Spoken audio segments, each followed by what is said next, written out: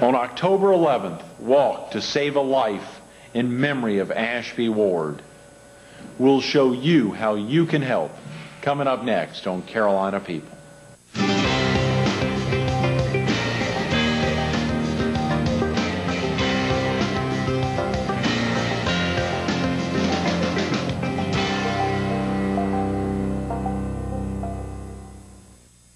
Good morning. Welcome to Carolina People. This morning we're at the House of Blues, the location for last Wednesday's kickoff luncheon for the 12th Annual American Heart Walk in memory of Ashby Ward. And we're visiting with Susan Cohen, the Vice President of Marketing at the Burrs & Chapin Company. And I think your title's a little more than that, Susan, but... That's about all I can handle. Thanks so much for being with us this morning. Great to be here. Thanks. Incredible opportunity, of course, to get you in, to be able to highlight much of your life, both here in the Strand as well in the PD, as well as just the excitement of your involvement with Ashby Ward over the years, and being able to highlight that was truly a treat. Susan, real quick about yourself. Were you originally from the area? I'm not from the beach area. I'm from South Carolina, small town Kershaw, but I claim the beach because we've had a family vacation home here since I was about 4. Oh, so I feel very at home at the beach. Do y'all still have that place? Yes, we do, in Surfside. Yeah. Your family comes down from other parts of the state still on a regular basis? Yeah, which is great for us living here now because we get to stay put. They come and visit. Absolutely. No heavy road trips. Where did you attend school, Susan? Is it tied into that outfit? It'd be tough to tell today, but yes, my blood runneth orange. Even after, bad football games. That'll turn. It always does. And what was your major at Clemson? Well, interestingly enough, I majored in psychology, which I guess you could say you use a lot of in marketing, but kind of took a little change in career path early on and got into a marketing position in tourism with the PD Tourism Commission in the Florence area. So you left Clemson and moved right down to Florence? I did. Oh, great. You said with the PD Tourism Commission? PD Tourism, which is one of the regions in the state that does tourism promotion for a 7-county area. Mm-hmm. Good. Is that still in Yes. Okay, great. How long were you at the PD Tourism Commission? I was at the commission probably about 2.5 years and did a real short stint with a hotel there in marketing and had an opportunity to step in as the executive director for the State Hotel Association, which was a great job and actually where I probably met Ashby as I was at PD Tourism, but got really involved with him at the state level. Amazing to think only 2.5, 3 years out of college to land the executive director position for the South Carolina Hotel Association? Yes. Wow, that's a big deal. How did you land that? Probably just a little too much spunk. Had to live up to a lot of talk. Mm-hmm. And you were in Columbia for how long? In Columbia for about 5 years in that position. Okay. Did you come to Myrtle Beach from Columbia, or? No, I had an opportunity with my husband Gary to move to Atlanta and worked again in tourism at the Underground Atlanta complex there, and moved into a presidency of one of the local convention bureaus, which was in Gwinnett County.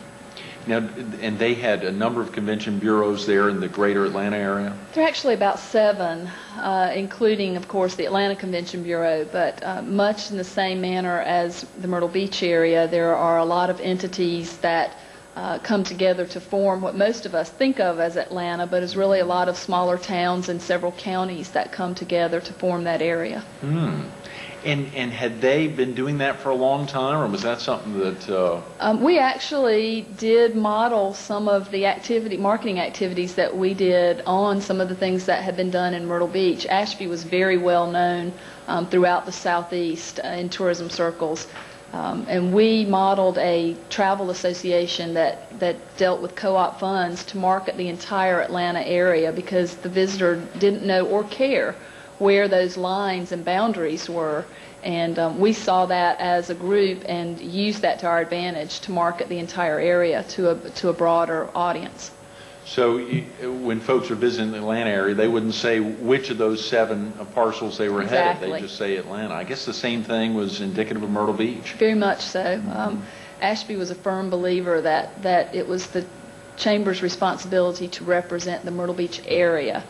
And I think they did a very good, and still do, a very good job of that. There's been, some breaking up in terms of marketing dollars for that effort, but still very strongly represented throughout all the media that's done. Mm-hmm. When you think back almost 20 years ago, Susan, I think you said when you were at the PD Tourism Commission that you and Ashby first met. What was it about him that impressed you the most?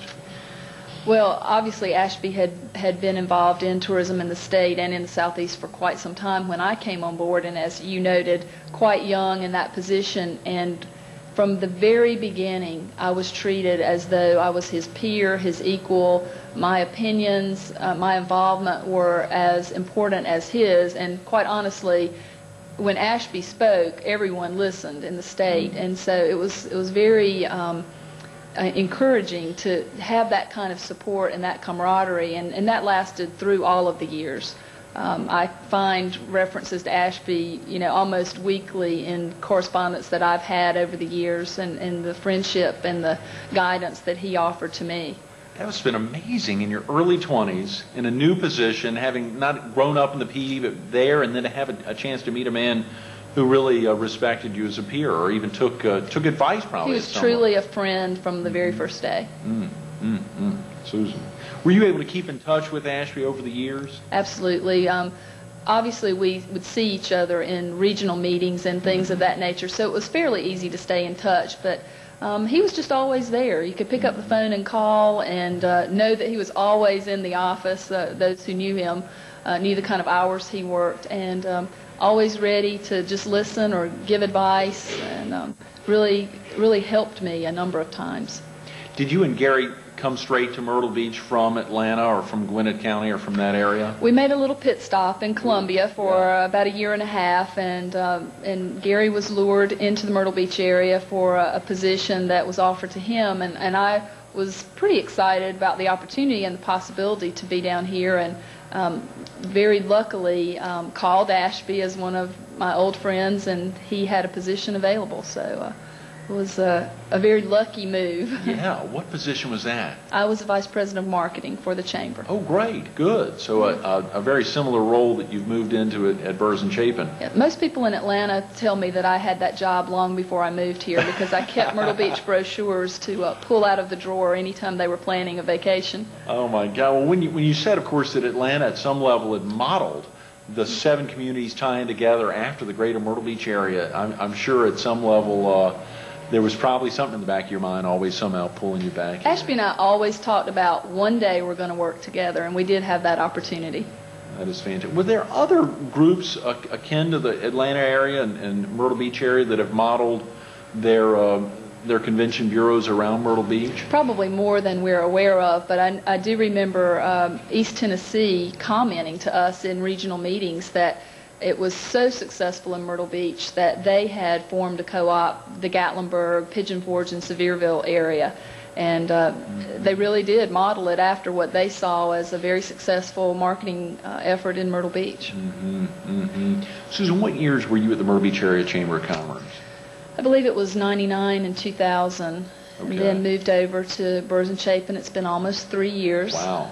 It's gone very quickly. Yes, it has. It has. And when you think about that aspect of Vice President of Marketing, for viewers in the PD or in southeastern North Carolina who hear about the greater Myrtle Beach area all the time, a lot of that happens coming out of the mouthpiece of the Myrtle Beach Area Chamber of Commerce. Absolutely. They do an excellent job at analyzing the target markets they're looking for, knowing the visitors that come. We're very fortunate to have a lot of repeat visitors because of all of the attractions that we have in the area. But certainly you have to keep putting that message out, inviting those people to come back, letting them know what's new. And I'm very fortunate to be serving on the Chamber Board now as marketing chair. Oh, wow. Yeah, so it's been great to be able to keep that connection. Yes, very definitely, and to still not step on any toes of whoever's in that position. No, Diana Green is doing an excellent job. Yes, very definitely. When you think about that impact, it must have been difficult after, you said, just 2 years at the Chamber of Commerce to leave to head over to Byrns & Chapin. How was Ashby's reaction to that? In typical Ashby fashion, he was very supportive. It was a difficult decision for me because I loved my position at the Chamber, loved working with him. He truly was almost a father figure, and I really felt like I was telling a parent I was leaving home, but knowing the growth and the plans that Burrs and Chapin had, it was just a great opportunity to be a part of that growth and helping mold some of the future complexes in Myrtle Beach. Absolutely. They're much like a chamber of commerce almost. I mean, I feel that way sometimes. Yeah, I'm sure. That must be a good feeling, Susan. Do you have a particular memory or favorite story of whether over the 2 years you were actually at the chamber day in and day out with Ashby, or the 20-plus years that you knew him before he passed in April? Any particular memories that stand out in your mind that you could share with the viewers? I think just the biggest overwhelming memory is just of such a positive person, such a gentleman. Of course, that voice that was so well known. Probably my image of him, overriding images of seeing him in those first early meetings, sitting in kind of the chair position, smoking a pipe, and again, just being so inclusive of everyone. He's just a true gentleman. Susan, what goals were high on his list for the chamber, or for the greater Myrtle Beach area at his passing? Well, not just at his passing, but all through the 30 years he was there. It was that people understand the diversity of Myrtle Beach, just the growth that we had experienced, and staying ahead of some very aggressive competitors when you look at the marketing budgets of destinations like Orlando, and not just from their state, but also the Orlando area. Right. And to know that we competed so strongly head-to-head on such small dollars. Fortunately, the local government entities have been very positive in their donations to the marketing funds that have been managed by the chamber, and those have been able to have a great impact. But again, just in comparison to the competitors, they just have done a remarkable job, and he was very, very dedicated to making sure that it benefited everyone. It did not matter how small or large your business was. So I think he was just committed to Myrtle Beach being the best. Truly, it is amazing when you think of the ability to try to compete on a level basis with the likes of Atlanta or Orlando, which it's at a great level, are trying to bring many of the same folks who fortunately drive to Myrtle Beach on a regular basis. Absolutely. We were very fortunate to have such a large base in the drive market.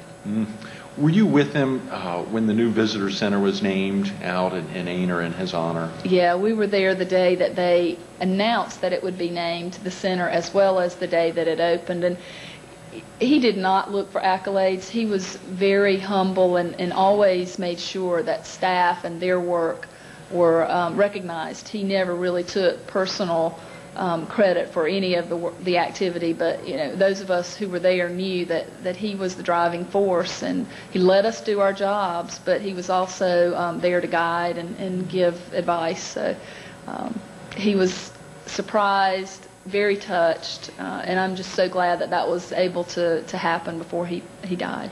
Absolutely.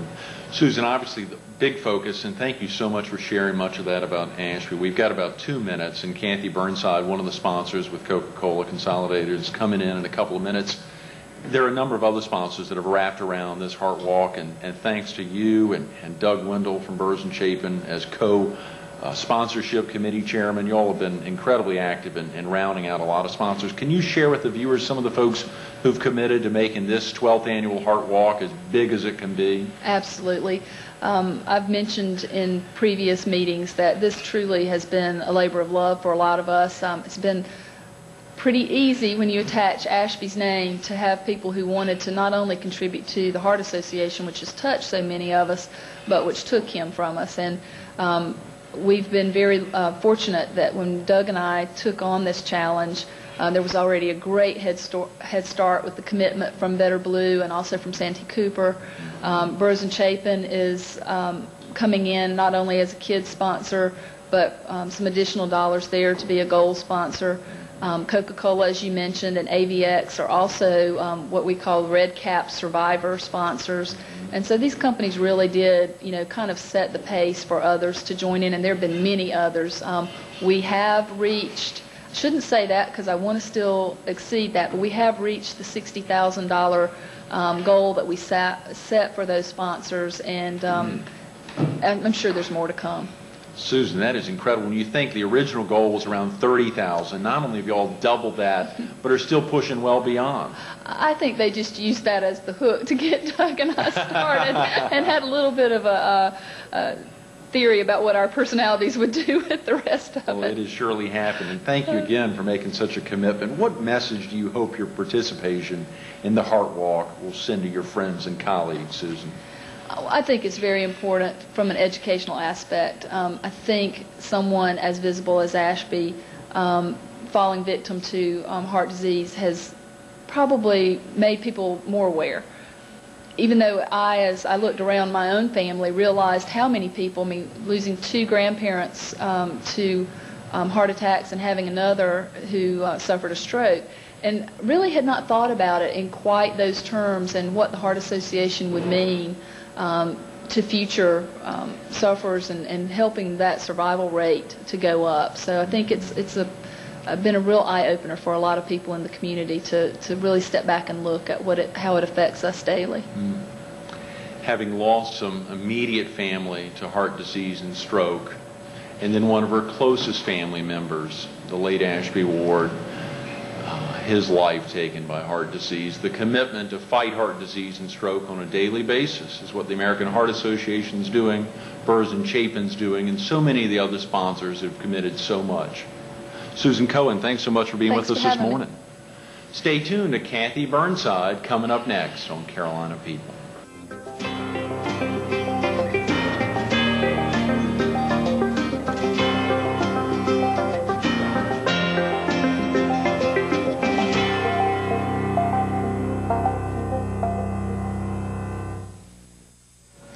Good morning. Welcome back to Carolina People. This morning we're at the House of Blues.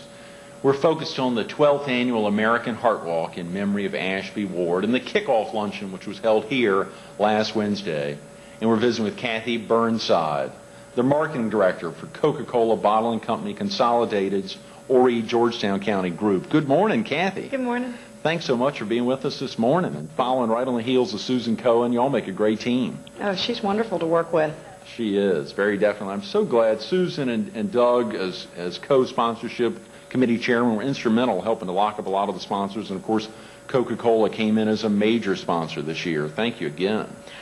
We are pleased to participate. They invited us, and there were several levels, and we were able to participate on a couple of them. So we're happy to participate in any community event. Absolutely. And you all are wrapped in a ton of charitable groups. Coca-Cola wraps around so many in the area. It's amazing. The community has so many different and various needs.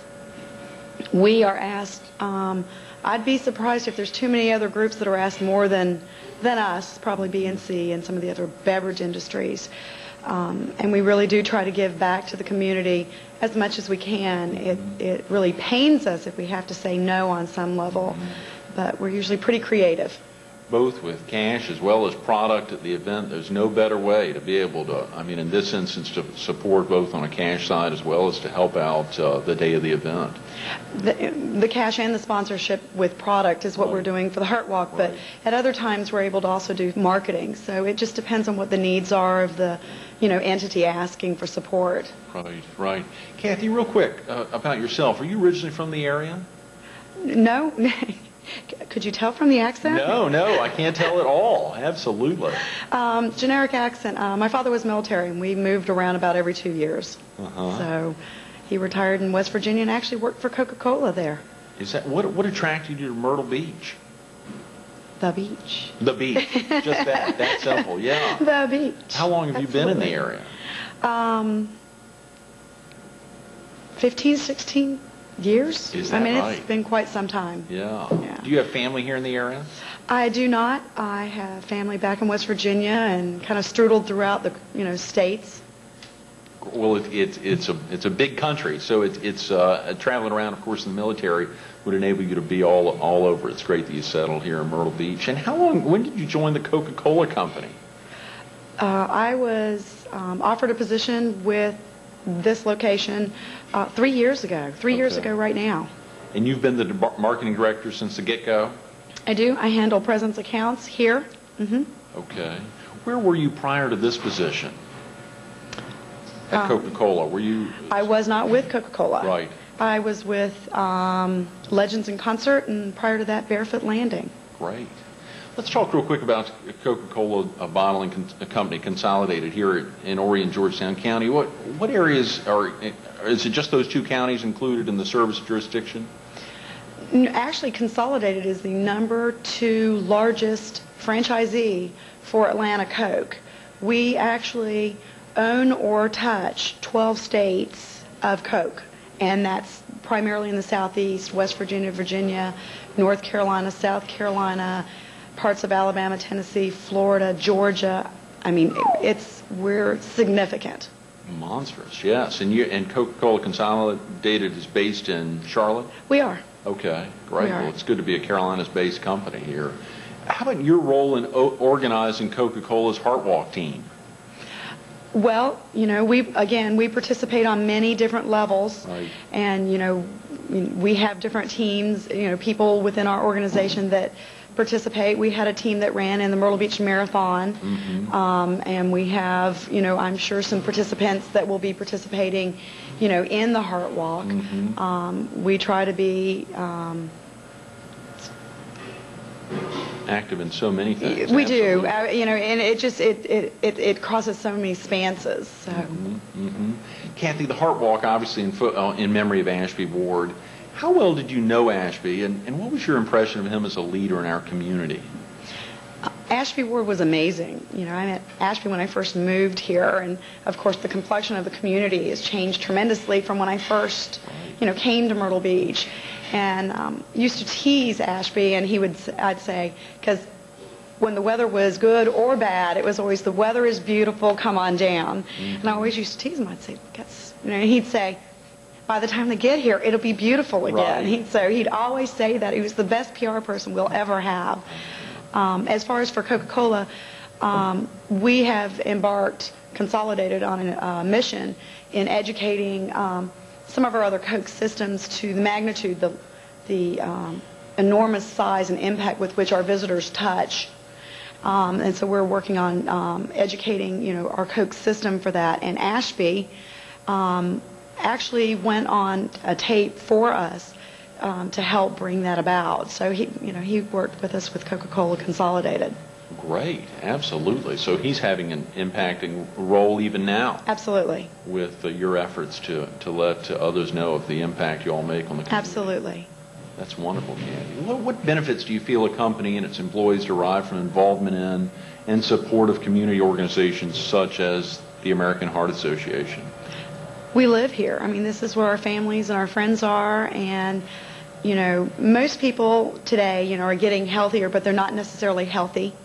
And, we have a vested interest to take care of our own, and that's what our community is. When you give to the community, eventually you will see it back. And I'm not talking just on a business level, I mean on a personal level. And, since September 11th, all the different charitable organizations are tremendously, hurting. And so they need that much more efforts put toward, fundraising. So we're happy to participate. And I'm so glad you mentioned 9/11. Of course, today, 2 years after that tragic event, to think of the impact that it's had, and Coca-Cola's had such an impact around the country, supporting in so many ways to help rebuild not only New York, but D.C. and just the country's fabric. It's truly amazing. Have you had a personal experience with heart disease or strokes, Kathy? One of my best friend's husband just had a heart attack a week ago Sunday. And he was 48 and a weightlifter, and they told him that if he hadn't been living such a good life, eating and working out, he would not be here today. So, yeah, absolutely. Will you be walking with the team on October 11th? Hopefully running. Oh, yeah, great. Hopefully. Absolutely. And you said earlier that Coca-Cola is not only supporting on a cash side as well as marketing side. You'll also be providing product that day. We will be. We'll be providing Cokes, Diet Cokes. I'm thinking that we'll probably be doing some Powerade products also. Great, very definitely. We'll have to look out for those. And when you one of the great things, I think just a couple of months ago, the area sales manager Daryl Ray was in with us celebrating an event that Coca-Cola had wrapped around the Make-A-Wish Foundation golf tournament up at the Grand Dunes. Truly amazing to hear all the activity going on within the area. And of course, Horry and Georgetown County, two counties, both gigantic size-wise, as well as all the folks who come here, as you pointed out, on a year-round basis. It's truly amazing. So the impact you all have had. For us, it's the Horry Georgetown is pretty much an anomaly compared to the rest of our companies. So, for us, it's fascinating, and we live here and have great jobs with a great company. And then you have all these other individuals that are benefiting from that too. Right, right. Cathy, what do you like best about working for Coca-Cola Consolidated? It's just an amazing company. They're very people-oriented. My position itself reaches out within the 12 states and outside into further Coke systems as far as the marketing. I get to meet absolutely wonderful people and work with them, and I have a great product. So easy to get behind. Cathy Byrnside, easy to get behind, an amazing product. Coca-Cola, been around a heck of a long time. And of course, Coca-Cola Consolidated's presence on the Strand is beyond compare. Not only giving back to the community on a day-to-day basis, but on October 11th, they'll be out at the Myrtle Beach Pavilion giving back to the American Heart Association. Cathy, thanks so much for being with us this morning. Thank you. Absolutely. Stay tuned to more Carolina People coming up next.